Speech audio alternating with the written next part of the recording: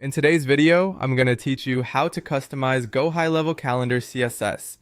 To get started, open Gohighlevel and make sure you're inside the correct sub-account where the calendar you want to edit is located. This is important because calendar settings are managed at the sub-account level, so if you're in the wrong place, you may not see the calendar you need. Once you're in the right sub-account, head over to the Calendars section. This is where all of your calendar assets and booking settings are organized. After that, click into Calendar Settings so you can access the full list of calendars available in that account. From here, locate the specific calendar you want to modify. Take a moment to confirm you've selected the correct one, especially if you manage multiple booking links for different services, team members, or appointment types. When you find the right calendar, click the Edit button to open its settings. Inside the calendar editor, go to Advanced Settings. This area contains additional options beyond the standard booking setup, including display and customization controls.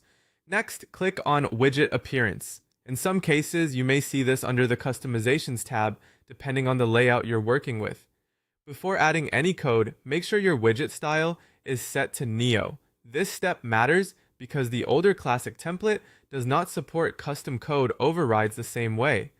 If your calendar is still using Classic, your CSS changes may not apply, so double check that setting before moving forward. Once you're in the correct widget style, find the area where you can insert custom code. This is the section that allows you to directly control the visual styling of your calendar widget. Paste your CSS code into that field carefully. If you already prepared your code in advance, this part should be quick. It's a good idea to review the formatting before saving, since even a small typo in CSS can affect how the widget displays. After your code is in place, click Save Changes.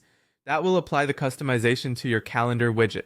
And that's it. You've now customized your Gohighlevel calendar using CSS.